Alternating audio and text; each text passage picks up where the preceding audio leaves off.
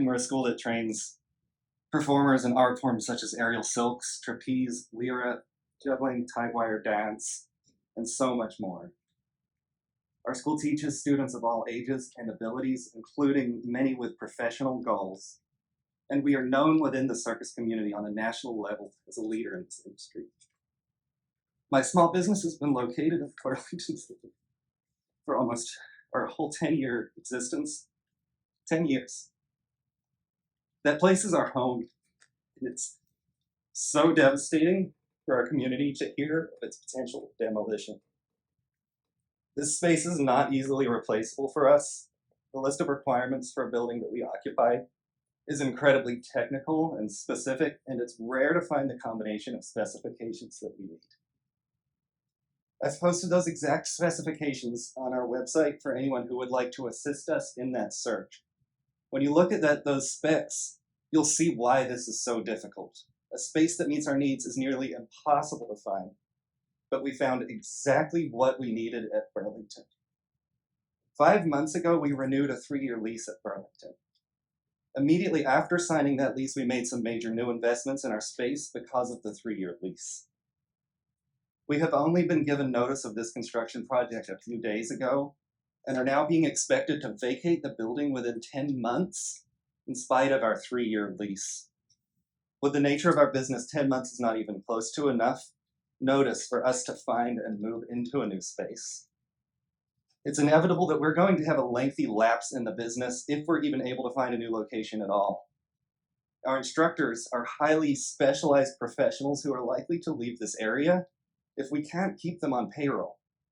And these specialized experts are incredibly difficult to replace. This isn't the type of job that you can post a Craigslist ad for. We are being placed in an untenable situation. There was a right way that sound management could have chosen to communicate with us in the process, but they chose not to do that. The first we heard of this project was only 6 days ago as a casual rumor. Our community is heartbroken and devastated by this news. Please help us save Night Owl Circus Arts from these out-of-state developers. And I'd like to finish by inviting anyone who would like to see our space to join me at Night Owl Circus Arts 30 minutes after the end of this meeting, just for a very quick tour of our facility that's open to anyone here, including reporters and anyone from the city. Thank you.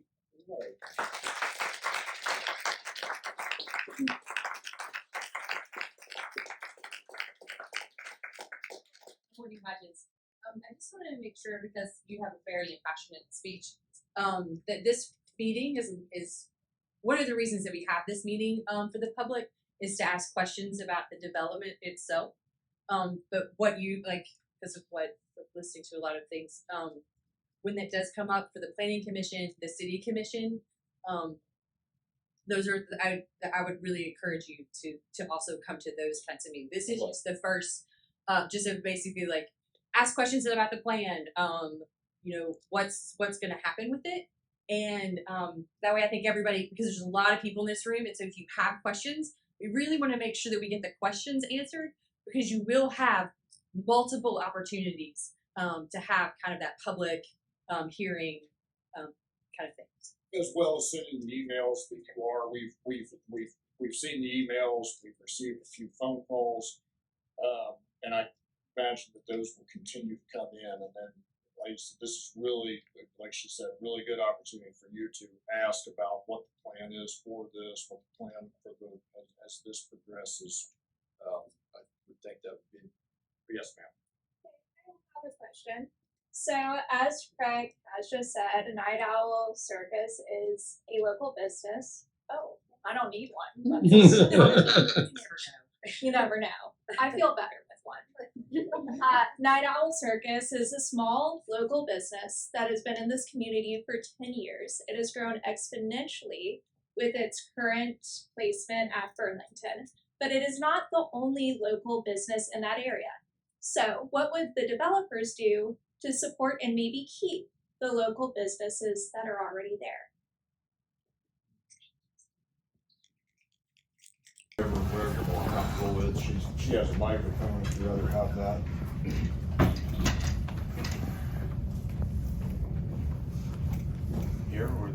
Either way, whatever you'd like to do. So, thank you for your question. I don't think we have the answers to all of this right now. We're in such early stages. We would obviously want to try to transition, as this is a phased project, transition the existing business owners into the new development and give them, you know, a nicer space, a nicer place with obviously more traffic that can generate more revenue for their businesses. My husband is Craig Lewis. So you brought a photo, an illustration, not a presentation of your plan. You brought a picture. And basically, this doesn't tell the residents, it doesn't tell the tenants, it doesn't tell anything about your project. We all have the rumor of 10 months. And the item you just said tells me nothing about shutting my business down, transitioning, moving, sitting on my hands, because as a business owner, I know how to run a business. I don't know if you're familiar, but I can't stop a business and sit on my hands and move to a prettier place. That's not how it works. So the fact is, we all have questions and we're upset, and my husband is upset because you have a picture. And that doesn't work for people like seniors who live in your facility and pay very high rent. That does not work. And the reason that people are emailing the city upset is we expect the city to be a leader and to take care of the people of the community. And when a developer from New Jersey comes in and creates a large project that's gonna displace people where they don't know, and there's a timeline that's spoken about of 10 months where contracts are gonna be broken, and understand I have over 200K invested in my space that's gonna be demolished in a timeline of 10 months, and there's numerous businesses in there, 4 of whom are minority business owners that are going to lose a lot of investment, and the city partners with the out-of-state business owner and abandons the local business owners who have paid their tax money to invest in Johnson City, to bring it up to compete with the other cities, to bring in larger companies to provide jobs, and you abandon the companies that provide value for people to enjoy this city. We're gonna remember that, because you wanna use us as a pawn every time there's an election, and then you crush us and let other developers crush us. We will remember that. And I want you to understand, we're not gonna be appeased by a picture, because we're actually business owners who know this. And I understand that, Riley, I believe you're new in the job, but sending out something with obvious, I've worked in communications a decade, and I've worked with the city for a decade. You don't send out a notice with 2021 on it. And that is a liability on your side. You understand? I expect the city to do the job that I pay the tax money for, and it's inexcusable to have a date wrong on a notice with rezoning. And it is inexcusable to have a 200 feet rule when it comes to a textile mill property. You don't build a home 200 feet from a property like that. And I think I've researched the DK levy. They don't deal with the demolition of a rayon. You know, they don't have something in that portfolio similar to this property. Rayon plants, it's not in their portfolio. You need to research Bimberg and similar plants that have come down in our area to understand what you're dealing with, because the Gloria Rayon plant is on that property. It's the largest building on that property. It was 99 years old and it's still in existence, and it was worked on by a man who has a reputation here. I won't say the name. And once you start crushing the paint and the stuff that is encapsulating all the asbestos and all other chemicals that could be used and stored, they did not create the chemicals, but it was used on that plant. Once you crush it all, it's on top of the Brush Creek. If you do not do it properly, and if the city does not oversee that project properly, that has a possibility of going in a waterway and going through ETSU and going down to the creeks that go into King and Founders, or King Park and Founders, and we have waited so long for those beautiful spaces. This town is not, it looks beautiful now, but it didn't for a long time, and we have waited our time for this growth, and we have put our tax money and our business money, and we have waited our time for this beautiful town to be what it is. And we cannot have a New Jersey company come in and buy a property, put it in an LLC that only has that property in it. I understand what is being done. I understand, I have seen how the other businesses are being run, and if this goes defunct because it gets too expensive to clean up the environmental mess that could be caused by the rayon plant that was on that property, and you abandon the property, Johnson City will be left with a mess they cannot clean up, and you will dehome so many people and destroy businesses unnecessarily to have a mess that Johnson City will then be left with. Because if you bankrupt that LLC, all your other assets are protected, and Johnson City will be left with the bill. And that is not fair on a young couple who started a business at 21, bootstrapped it, never took out a business loan to do that, and we built ourselves just like Craig Charles with Crown Cuts Academy. We did something in this town, and it's unfair for that to be destroyed and for the city to stand with someone who just has millions to go crush other little cities. That is not fair, and I don't blame, honestly, I don't blame sound management. That's what that kind of stuff does. But I blame the city for not being the leader, and what we're standing by and starting a campaign on is, it's my community, my circus. Because if you can't be a leader, Night Owl Circus Arts will be a leader here, and we will ask the questions, and we will push you to do the right thing for the neighborhoods around you, for the environment there, because yeah, I hope you do it right. I hope you do it right for everybody, but we'll make sure of it, because we care about our business, yeah, but we also care about the people there, and we care about Johnson City. Whether the city does or whether you do, we don't really care. We care about the people here, and we care about our community. So we invite everybody to be a part of this and to be a part of our community. We have stickers. We want you to get involved and be part of my community, my circus. You can visit our website. We have free stickers. Please wear them. So push your community members, push your city. If they're not asking this developer questions, ask questions. We have everyone's contact information on our website. Send the emails and push them. And that's what we're here for, is to ask the developer questions. So if anyone else has any questions for the developer, we'd really like to hear from them. Okay, I have a question. So you said that businesses back into your new builds, like It would be ideal. it would be ideal, yes. However, I know, I'm 15, but even I know that it takes a very long time to build things.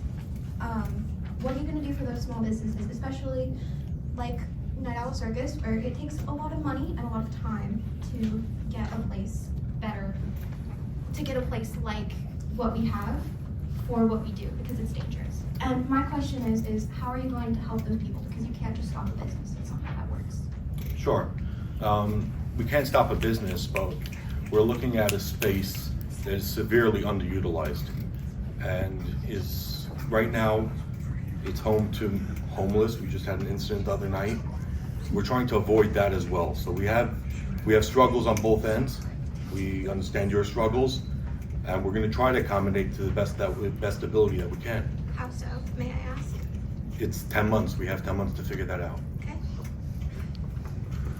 Yes, I work for a prominent real estate appraiser in Johnson City. We recently conducted a feasibility study that indicated it would be detrimental to the market to bring that many units online at one time. So I wondered what your time frame was, as far as the phases are concerned, how many units you'd be planning to bring on at what time, or if you had an idea of that yet. The most I can say right now is, given the way we're looking at this, likely somewhere around 150 to 180 units for within the next 3-4 years. Okay. And then obviously there's a lot of dynamics here. There are people there that will eventually need to be replaced. I don't want to say displaced, but they will need to be replaced. So we have to work on that as well. Do you have any idea what the retail rental rates will be? It's too far out. Okay, thank you. Yes, sir, over here. You didn't introduce yourself, and I don't know who you are. Oh, my name is Yuri Miller with Eximia, and I With who? partnered Eximia. How does that relate to sound management? So I partnered with Sound Management for a vision for the property. You're partnering with sound management, Correct. and what do they have in control of what you're doing? Who with sound management should be here, or should be with the city when you work out these situations? I'm a representative for Sound Management.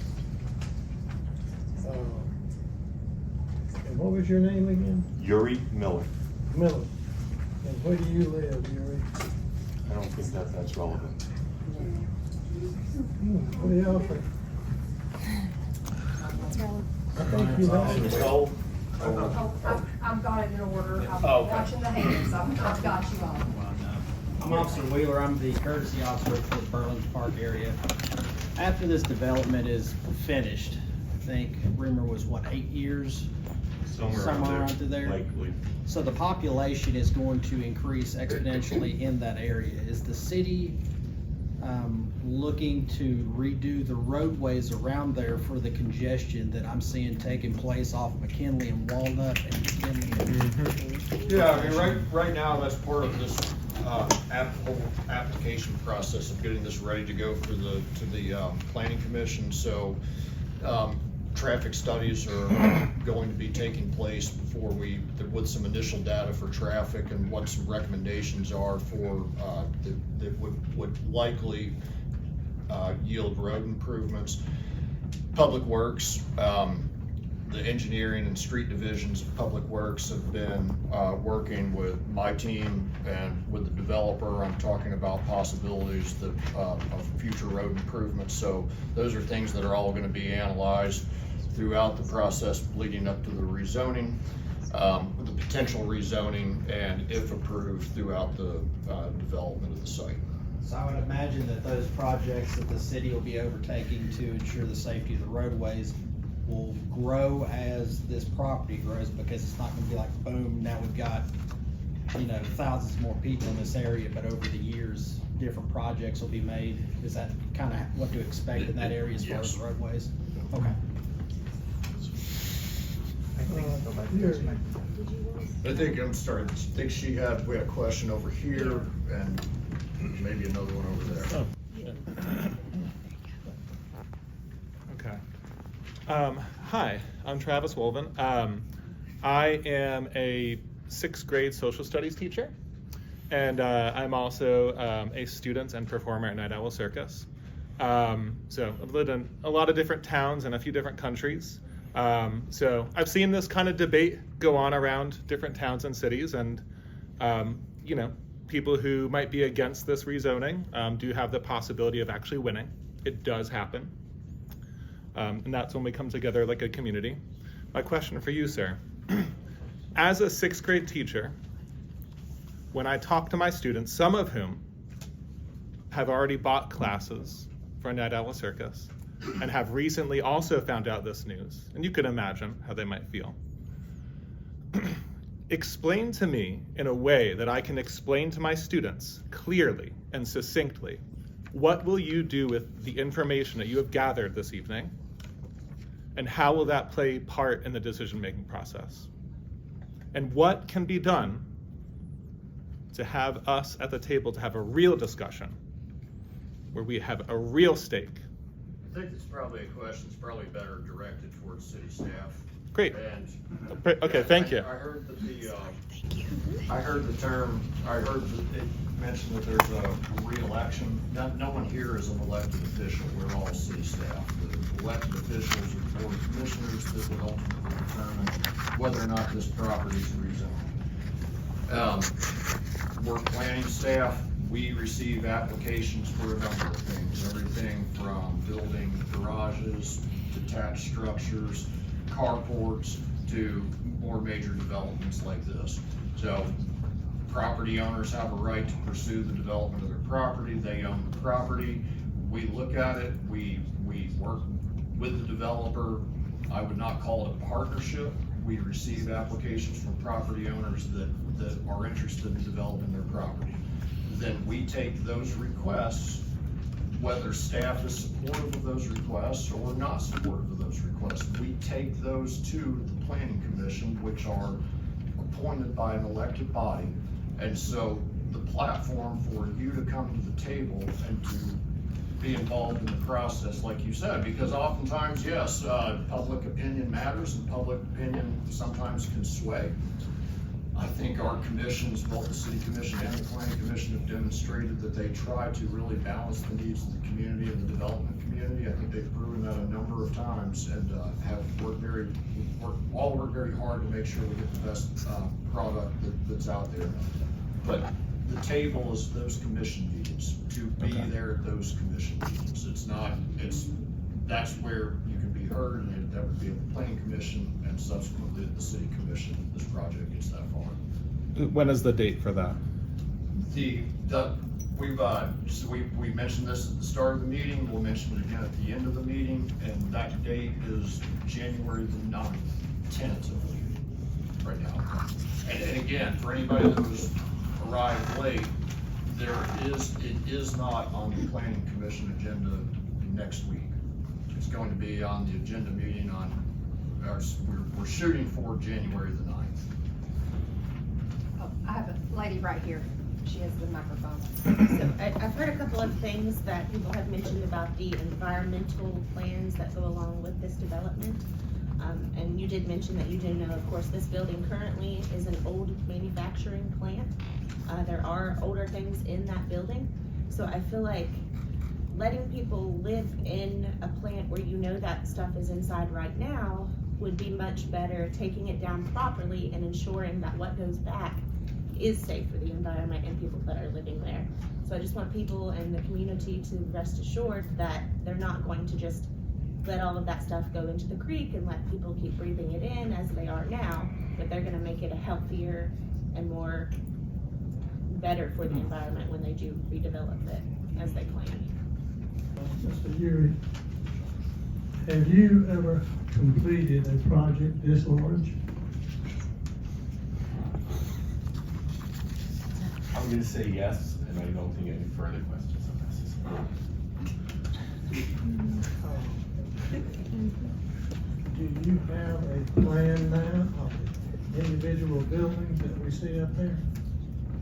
We'd love to get to that point, we just have to get past it. Yeah, that's another thing I should have mentioned when I was answering your question, really, and, sometimes it's hard to remember to address every single point. But, I'd say that really the issue for the planning commission is this an appropriate use of the land? Is what they're requesting an appropriate use of the land? Now, there's a lot of things that go into that. What are they proposing? What type of uses? We have to make sure that the zoning district that they're requesting allows that. I mean, right now, the things that are in the building now, zoned industrial, are legal non-conforming, but they're not permitted uses in the industrial district. So the big question is does this individual have a reasonable use of the land? Do we think this is going to be good for the community? So this is quite in keeping with what gets presented to a planning commission as far as a concept plan. A concept plan is required where they show how are you going to get into it, or how, what's your interest, what's your building location, and what are the uses going to be. So this plan, as it is right now, is quite typical of this stage of the development process, if you'd even consider us to be in the development process. This is what the planning commission will look at, and if approved by the city commission, that's what the city commission would approve. And then the site plans that follow, where they build these buildings, are they in those locations? Those get evaluated through the permit application process. Yes, I understand pretty much that. The thing that really concerns me is you got approximately going to have 1,500 people in that small area, where we only have like 500 people now trying to get in and out of the Burlington. I don't see any plans for new roads, bigger roads. There's no way you can get people in and out of that plan right there. It'll be impossible. Yeah, and that's why I mentioned you may well at the planning commission, you may see tweaks to this plan, but that goes back into the traffic studies that we were talking that are getting ready to get underway with determining what type of road improvements would be needed in that area, those areas. Hello. Hello, I'm here. My name is Andrew Woodbridge. I've been in philosophy since 2 years now. I'm a professor at ETSU. Why did you choose Johnson City? Johnson City chose me. That is a very big statement. Because right now there seems not so many people seem to choose you.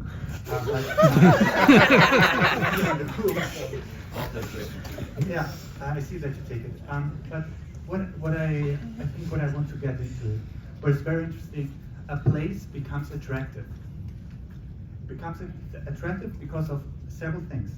In Johnson City, what makes, for me, why I'm here in Johnson City, what I really like is of course the nature of the place and also of the people, but also of what people are doing with this place. And I know that those people at Circus Owl, they did something very beautiful. They don't create just a business. They're creating a home for a lot of people, a creative home that I think over 200 people are using this place. And so if we're talking about 200 students just going to this place, over 20 instructors working there, creating shows, feeling a sense of family, feeling a sense of belonging, because a lot of people are coming from places where they don't might express themselves in a way as they are allowed and can do in Circus Owl. Then talk about underused space. I think you're wrong, sir. A space is not just created where people live in terms of our home, but it's created what people do to the imaginative force. And they have much more imaginative force than a plan that you put in with some green stuff and so on, and you can't even tell us how much it will be cost. Who are you envisioning to live there? Are you envisioning you were talking earlier about a homeless person. Have you envisioned this homeless person to live at this place? Or have you envisioned people who have a lot of money to live at this place? And for this kind of business project, which will expel first Circus Owl, then all the communities and the people that live in the rental properties around the area, who right now might pay a decent rent. I don't know what the rent is, but I guarantee it will be much more with your project.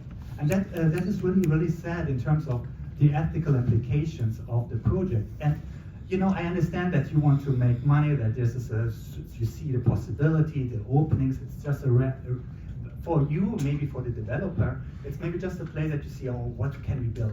It's as you so nicely said, what did you say, underused, but it's not underused. And people make home there every day. They create a family. And by doing a project like that and not even be able to say exactly the purpose, only just we will see, I don't know how much the rent will be, I don't know actually for whom, everything's so vague. And for all those vague ideas that you don't want to share, you want to displace those people. Why? Finished? Yeah. I don't think what we're saying is that we don't want to share. We don't know. We're trying to figure out what we can do in terms of putting in more units, not leaving 400,000 square feet of empty space that is a liability to the city. It's a liability to the current owners, it's a liability to the city, and we're trying to find ways where we can optimize that use along with optimizing the use of the site, opening up the creek, bringing in walking paths, things that don't cost a lot of money. We're looking at this project in items, in terms of buildings. You don't see major fancy, anything fancy. We're trying to work with a common budget, a common person. That's who our ideal tenant is. So we're trying to find ways that we can maximize this site with using what God gave us, is the stream, the natural stream, and working with that. That's what we want to bring to the site.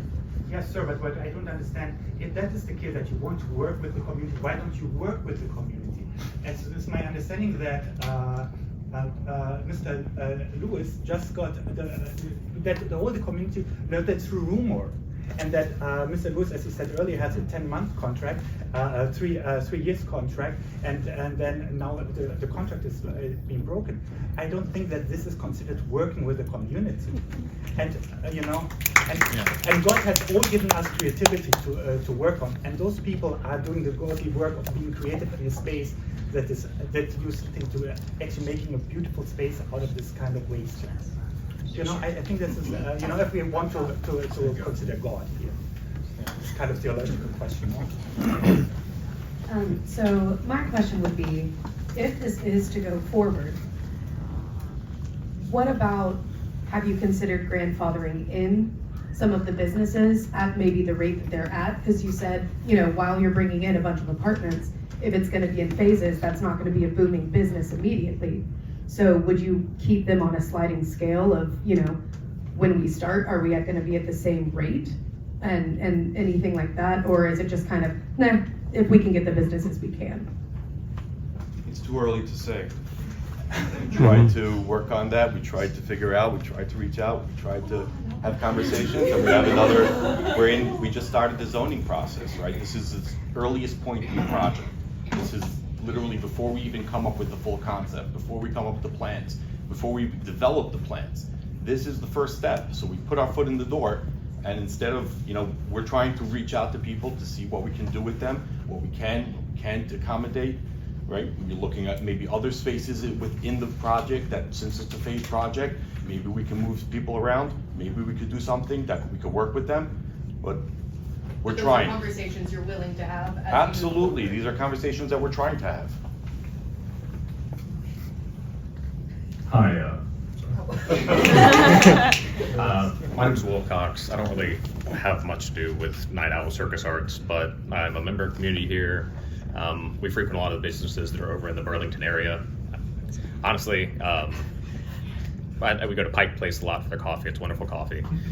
You've kind of made a couple statements tonight that I just want to get clarification on. You said that this whole development timeline, you're looking at about 8 years before it's finished? Likely. Okay. And you said that you're also going to be asking businesses that are currently in Burlington Park to be leaving in 10 months time frame? We asked a business, we didn't ask, we mentioned to a business that we would be looking at potentially terminating the lease at that point, okay. Which we tried to give them a heads up. Understood. That you know, this is what we're looking at, this is the earliest that we know, because this is when we're going into zoning. Understood. So this is a really early stage in the project. Okay. And then you've also stated though that you want to integrate all those current businesses into the new plan, correct? But you've also stated that you don't really have a plan for that. So how do you expect a lot of those businesses to survive for 8 years? Oh, I'm sorry, 7 years, since they're going to be out in 10 months. I think that would play out the way we lay out these buildings and develop them further. But you don't have a plan for integrating them. Well, we can't have a plan today, right? The plan comes over the next couple months as we develop the buildings. So you know that you need them out in 10 months, but you don't have a plan for how to actually bring them into the business. So how can the city approve zoning without knowing what they're approving? You don't know what the plan is. We're approving Yeah, the city would be, if the city is going to consider whether or not it's appropriate to rezone this property from I-2 to B3 and to construct a mixed-use facility. And then the phasing of when portions of the building are demolished and others are built is something that goes through the construction phase, but the construction would have to be in accordance with whatever the approved concept plan is. Thank you. Yes, sir. I have a simple question, and then a question I'd be looking to hear an example. The simple question is it common for your company to work with property managers who break leases? Has that happened before?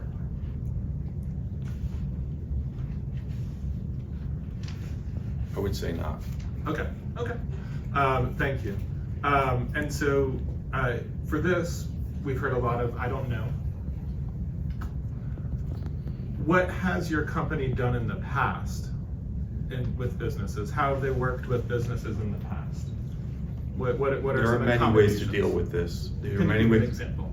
There are many ways to deal with this, and we can have a conversation. We would be happy to have a conversation with the circus and try to work something out. Come up. I think we offered some ideas. We got very severe reaction back in terms of the demands back. We are looking to work with them. We hope that they can come around and we can have a conversation properly to try to address their concerns. Before we go on to more of your all's comments, we have the owner of Pike House Coffee here, so I thought it would be helpful to hear from another business owner inside the Burlington. Hi guys, everybody knows me as Smitty. My name's Greg Smith. I own Pike House Coffee with. You asked the question, have they come to me and talked to me about redevelopment? Yes, they have. They've told me what was going on. It's not been blind. The thing that I want y'all to understand is, it does not just affect you all.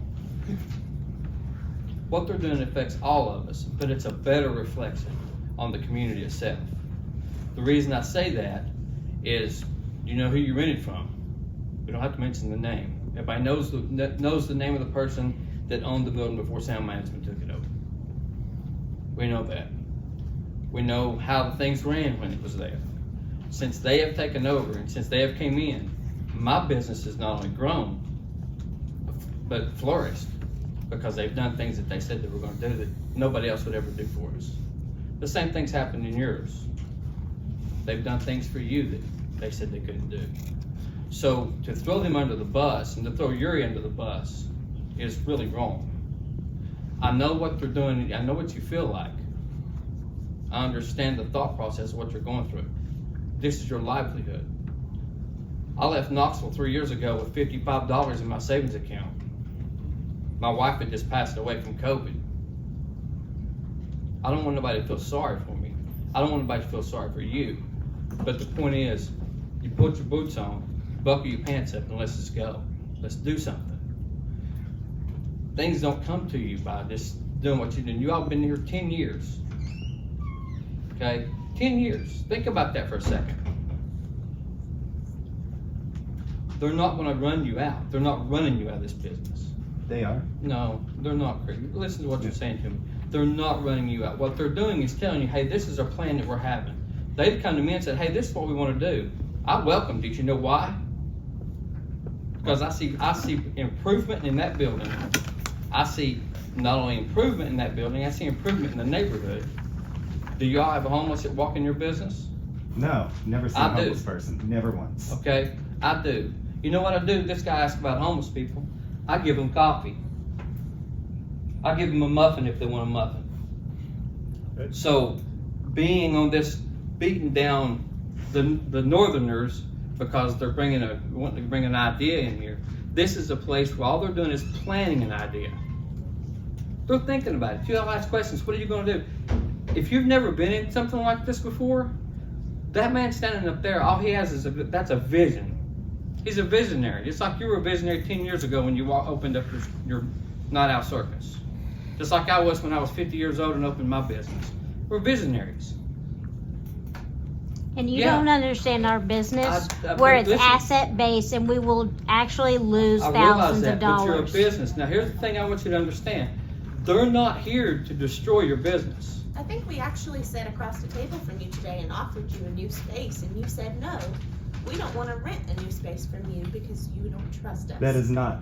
I don't trust you for obvious reasons. But you take money from us. But the thing is, listen, Do you understand we put thousands in construction? If you destroy the construction, we lost the money we just invested. That because we signed a 3-year lease, we invested things like paint on walls, honey. Excuse me. And when you tear that down, it is lost money. Okay? I understand your business and you sunk money in your business. That's what business people do. Yeah. And now, let me ask you this. Are you a for-profit business? We are for-profit. Okay? So these are not only your clients, but your friends, right? Yeah. Vienna sitting there is one of my best customers. He's sitting there next to him is one of my best customers.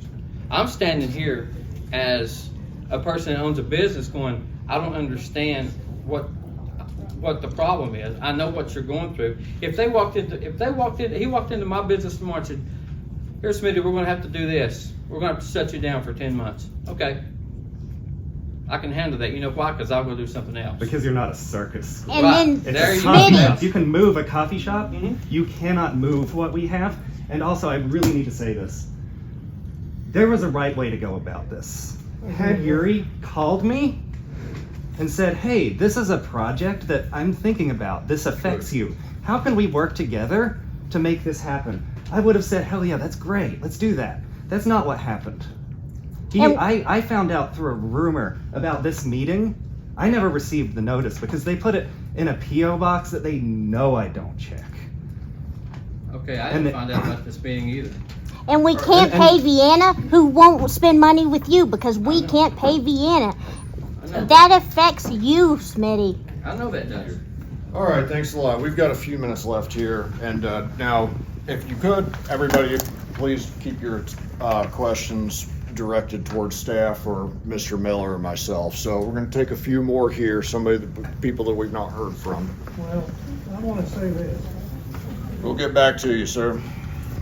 I have a couple of questions. One of them concerns checks and balances regarding the potential of environmental damage. I know that was mentioned. As somebody who's not been at a meeting like this before and doesn't know much about environmental checks and balances in regards to these kinds of things, I'm just curious how we can keep track of that, considering the potential of this project moving forward. I am somebody who considers myself a climate activist in a small way, and I'm friends with a lot of people who are climate activists. And so I'm just curious how I would follow that. A lot of projects like this in places like Asheville, where I used to live, said that they would take care of the environment when these projects happened, and that was no longer the case once the project went through. So that's my first question. The second is, in terms of affordable housing, given the number of units that are going in, is there a structure that allows for a specific number to be proper affordable housing for people in the community like myself? I pay $700 a month for a rundown house. It's the only thing I can afford to live in, even though I work 3 different jobs in this area. That's what I can afford. I don't even have health insurance because I have to pay for rent. My mom moved into a place where she lives. The only reason she got that place is because they allow a certain number of affordable housing units to exist as part of their plan. And so I'd love to know if that is something you're considering at the very least. Thank you. Should I start with this? You want me to start with the first one? Just a little bit on the, I'm not going to speak about the second question. Yeah, it's really not into the land use realm. But as far as, and Yuri could probably speak to the environmental aspect of it as well. But just, we have a permitting process. We have to, when you demolish a structure, if a structure's demolished, you have to have a permit for it. We have environmental measures that are built into the review process for any project that we do, making sure that we have engineering division and public works have stormwater experts that make sure that the plan that they're design professionals that have to be licensed and be experts in all of those things that they're proposing to do, that they meet our permitting requirements. And then during the actual construction, the demolition, the construction, we have construction inspectors. We have the engineering division has inspectors that go out and they monitor and make sure that everything's been followed correctly. And we also have the state and TDEC can get involved in those sorts of things. So it's a very controlled process done through permitting, done by experts in their field. And hopefully that gives you a little bit of confidence that this thing will be done appropriately. Yeah, we have to follow all federal and state standards and that sort of thing, as well as our own. And as far as price points, I'll defer to you. But before I get to the price points, I do want to address the environmental concern first. Give you a little history about myself. I didn't express a lot about who I am and where I come from. I did grow up in a small town in upstate New York, and I became an architect. I went to put myself through college. I understand some of the hardships you're going through. I understand what it means to be working 2-3 jobs, to put yourself through college, to get a degree, to try to have a better future. That was my dream. I worked as an architect, and then I worked for some of the biggest developers in New York City, unfortunately. And I say that because there was something that I felt was missing when I was developing ultra luxury apartments. And what I decided to do a number of years ago is to go out, when I went out myself, is I'm going to create exceptional homes for ordinary people. That is my motto. And when I saw this project spoke to me as an architect and as a developer. I saw an opportunity to take something that is not only underutilized in space, but underutilized in appreciating the environment. We have a beautiful creek that unfortunately is covered almost from end to end of this building. We don't know what's happening under there, right? We want to open that up, give that back to the public, create something that works. In terms of affordable housing, your second question, I would love to see some sort of structure where we can accommodate affordable housing in this. We don't know, and I say this earnestly, we don't know yet what we're building exactly. We have to start this process of first finding the use that is used for the site.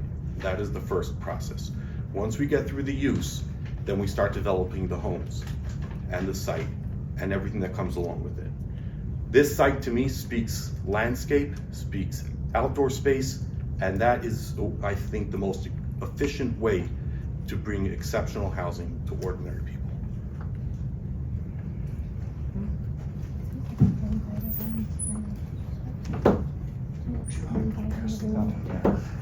And earlier you said that, because I'm looking at the images that are on this picture, and I'm also from New York too, so I'm from really big cities. And you mentioned that a lot of the ideas that are in these pictures are for the betterment of the community and for the people in general. Have you asked the community what they're wanting? Because Village Square, that looks like something I've seen when I was in Miami. That does not look like something I see when I'm in Johnson City. The thing I love about this city is that it's so unique and it's so beautiful and it's so different from a big city. So to me, these images seem saturated. They don't seem real for what this community actually needs. Because this Village Square, I'm not gonna lie, it just seems like a basic idea. Are you gonna put like a Forever 21 there, a Cinnabon? Like, it just doesn't make sense. So have you actually asked the community what they want in these images? What they want for a development there? Because to me, when I see this, it reminds me of where I used to live, which is why I ran away from it. That's it.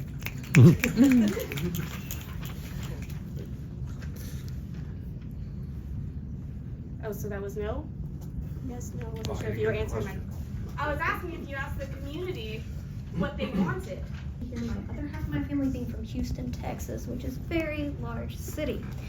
I'm wondering from the city perspective, A, why this is appealing. B, I guess I have some rezoning questions regarding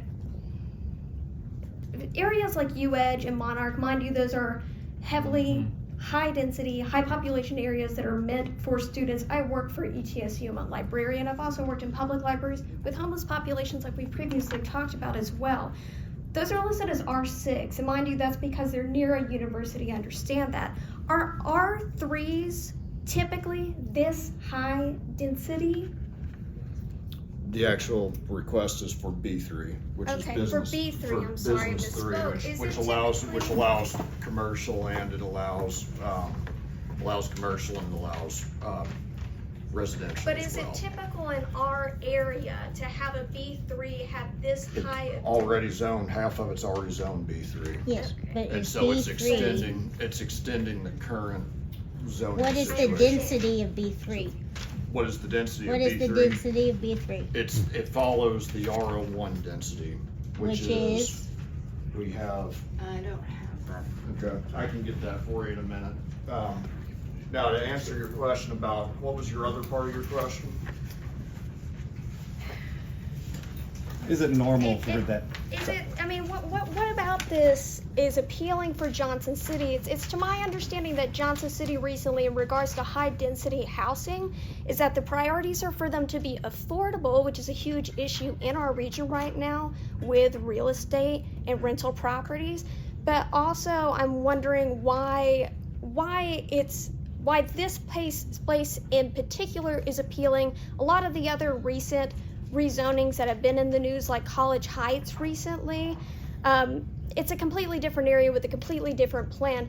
This is not anything that's like in Johnson City. I mean, correct me if I'm wrong, we don't have a lot of architecture that's like this already. Not that it couldn't be innovative and new and something interesting for the area, but this is just not something that we really have here, and I don't know that I see a lot of residents liking it unless it is at a higher price point, which doesn't meet affordable housing needs for the citizens. And what I think would be a priority, I mean, I think most of the city things recently have been infill growth and infill development. This is an existing property. This isn't an empty property, an empty piece of land, a field that's sitting somewhere. So I'm a little confused from the city perspective why this is appealing. To answer your one question, it's 35 units per acre. Okay. For the B3. The B3 piggybacks off the R1 residential office district. It goes with building requirement standards and density and that sort of thing. So 35 units per acre. As far as is this appealing, how is it appealing to the city? Well, we're preparing a rezoning request for an applicant for an owner who's trying to develop the property. We're still doing a lot of evaluation on this, and ultimately it will go to the planning commission to determine if that body believes that this is an appropriate use of this property. So we receive the request, we prepare the reports. When it comes time for the meeting, after we've done a full analysis of everything, and of course we're waiting on traffic studies and those sorts of things, then staff will have a recommendation. And then it will be presented to the planning commission, and that body, that commission, which is appointed by elected officials, will determine if they think that it's a suitable use of the property. And yes, Whitney. And I would add that the planning commission will make this recommendation, and the city commission will make a final, they're the ones that make the final vote. Right. So as a staff, what I can say with confidence is that we do know that housing is an issue in our area. Correct. Like you have stated. So that we will take a balanced approach in how we approach that when it comes to our recommendation. But from us, it is just a recommendation of, does it meet policies? Does it meet ordinances? Some of the things that you're talking about that are, does the city want this? That is for the elected officials who are essentially the stewards that you have elected to make those decisions. In the analysis, will a social impact study be also done? Because 35 units per acre is a lot of people. I'm from San Diego. I know what life is like in a place where you stack hundreds of people in very small areas. That is not a part of our ordinance at this point, so it's not something that we like. I don't know. There's a lot of ordinances across the country that do that to that degree, because there's some variation. So I would just tell you that we wouldn't be able to do that, because that's not something that's in our rules to do. Okay. So, but if that is something but that's also something that if citizens are interested in it, you can put rules into our book. It's a changeable book, but we just have to go by what is in the book right now. It's called a zoning ordinance, not really like a book. Right, we can do a couple more. Sir, I've walked by you a number of times here, so I don't want you to trip me next time I walk by and ignore you. Okay. So here you go. Thank you. Yes, sir. My I like concern- your hat. Oh, thank you very much. My granddaughter sent it to me from Texas. Nice. I'm really concerned because for the existing tenants, primarily for the circus, and I'm not completely confident in the developer hearing of making sure they will have something in that plan that will suffice for this circus to continue. I don't know why you wouldn't. I don't know why you wouldn't be more prepared for this. It seems to me, you're talking about 35 acres.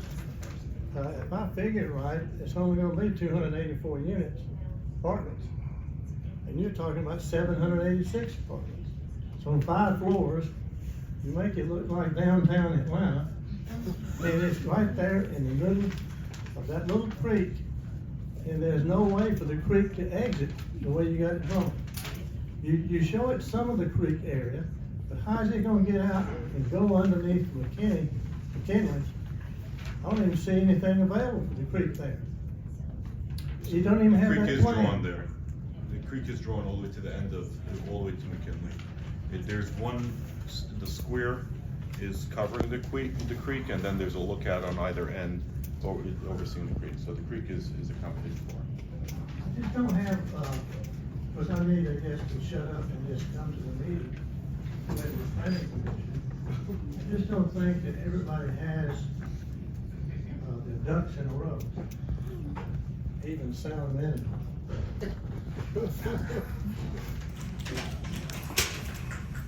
I'm not exactly sure who this question is for, I apologize. So I've lived in Tennessee my entire life, and I have been to bigger cities where there are like that many apartments squished together, and it's a lot of driving, and there is a lot of close accidents and a lot of accidents. And my question there also is only one way to exit, at least the back of Burlington Park right now. And I just want to know if you all are prepared to compensate for the amount of traffic that there will be. That's gonna get touched on with some of these traffic studies that are being done over the course of the next month, or however long it takes to conclude with the traffic studies to get this on the planning commission. And that's one of the reasons why I say, again, it's tentatively for the January planning commission, because we're working through those sorts of issues. We want to definitely get this on there. And let the commission hear it. So as far as entrances, they have a couple entrances, one in the back and one in the front down here, but there's roadways that maybe there's improvements that need to be done to some of the roads and those sorts of things. And so we're analyzing all of that right now. And let's see. I'm going to get he's had his hand up a long time. I'm going to get you, and you, and you, and you, and then we're gonna have a good evening. Because, I mean, truly, I think we have a good feel for what everybody believes here, and then, you know, a lot of the stuff you need to come and talk to the planning commission. So you, and you, and you, and one over, okay. All right. Thank you. So to be quick and straightforward, I think the first question is probably for the city. By changing the zoning from the I2 to B3, would that by any means prohibit any of the businesses that are currently operating in that space from continuing to operate in their space on that site? I don't believe so. I think in fact it would be the reverse. Yeah. Because I don't think it's currently allowed in the I2. Yeah, they're all legal non-conforming. They would become permitted uses under the B3. And then, so the second thing is, and like you said, this is your vision. So hopefully you can speak to this. Does your vision include that type of use for your space? What we're talking about is a performing space, a theater space. They take a lot of space. So you're looking at maximizing your income per square foot on the property, where you're also losing overall square footage on the property by exposing the creek, which I support, exposing the creek. So does your vision include that type of use of space in this future plan? My vision for the space, for the site, includes any commercial and retail types of spaces that would benefit the site and people meaning the people who are going to live there and the people who live in the vicinity. If that is the Night Owl, then yes. But it has to, the idea is for it to be used by people who need it. So Is basically, this a financially driven vision or No, it's a vision for a use of a space that's going to be appreciated and productive so your retail space will be built to suit? This space will be built to suit this environment. I'm not bringing in the retail. We're bringing in people who are going to benefit the community, and the community will benefit from them. The Night Owl, the circus, amusements are allowed. Amusements, however it's written in the code, as far as amusements, entertainment, instructional facilities, those sorts of things, they are permitted uses in the new zoning district. I had mentioned there was 1, 2, 3, and 4. Now, who was the second one over here that I missed? Okay. Just to piggyback off what you were saying, and I guess this goes for everybody, is I control this property. The amount of dead space on this property is absolutely insane. It is my battle that I go up against when I go through there for people that are trying to get into the property.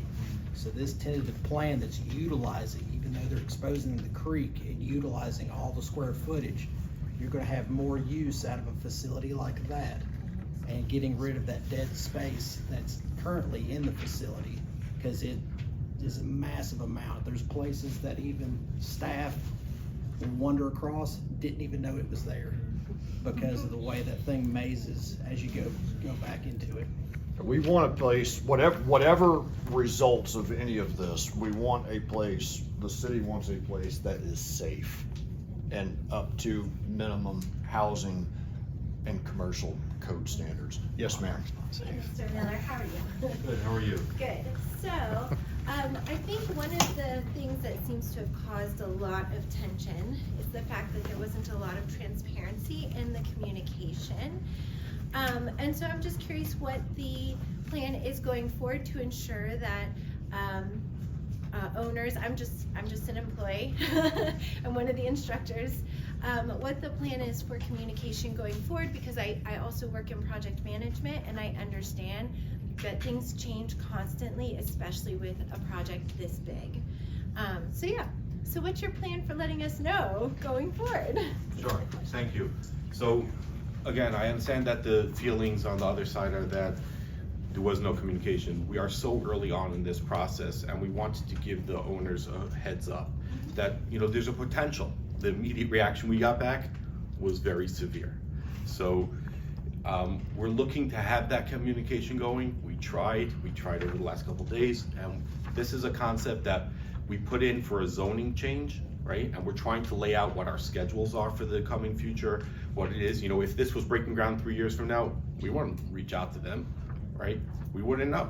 So we're looking at our schedules, and we see that there's a potential that we may have to start the project within the next year. So we're trying to figure out where to start from, who's going to be impacted first, and what we can do to accommodate that. We want to have that conversation. We would ask that the other side want to have that conversation with us too. This is pretty typical, the development process with the city of receiving a request, getting the initial kinks worked out, telling the developer, here's what you need to do to try to develop, here's the steps does the property have to be rezoned, those sorts of things, and then the neighborhood meeting prior to the planning commission, and then the city commission. There'll be public hearing opportunities. Yes, sir. Okay, Mike. So, speaking on transparency on what Megan was saying, that why didn't you call me? Why didn't Michael call me? Nobody called me. This is the first time I've seen your face. It's the first time I've spoken to you. I've never met Michael. I've never seen his face. You got my phone number, and we almost didn't find out about this meeting today. And then my second question also is, why 10 months? Because this would be a very different conversation if we were talking about 3 years. It would be a totally different situation. But the fact that you're giving us 10 months, it's not enough for my business, and it's incredibly destructive to me financially, personally, to only give us 10 months. Sure, I'm gonna try to answer, okay? So, if you ask around the team that's on site, you'll find out that they didn't either know until a couple days ago. This is the reason why we didn't reach out is that we didn't know. I found out when the meeting is, the same way Everyone else found out. I knew there might be a meeting. I didn't know if we had enough information, if things might change, if the design has to change. We're looking at this as a fluid. This process kind of opens us up a little bit when we're just putting our pieces together.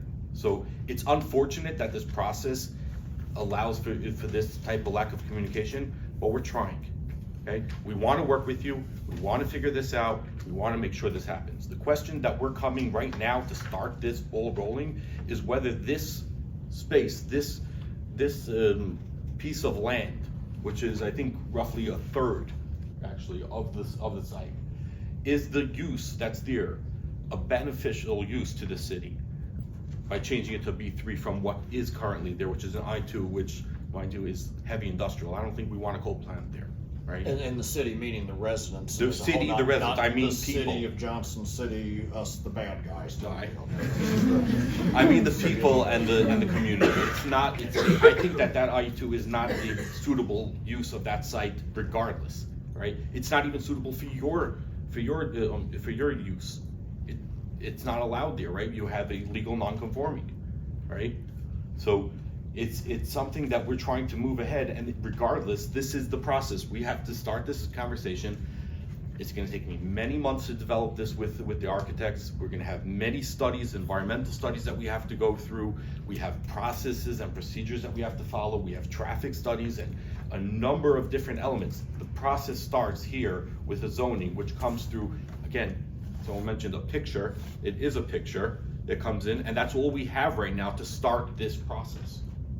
And what we have is a 3-year contract lease of an obligation on your side to say it is a 3-year lease that we were 5 months into, have put over $200K of physical investment that we cannot move, and you're saying we have 10 months and it will be demolished. I understand your And that is frustrations. the I think this point. is a conversation for us to have offline. I don't think a public setting Yes. is necessary. And that's just Well, why.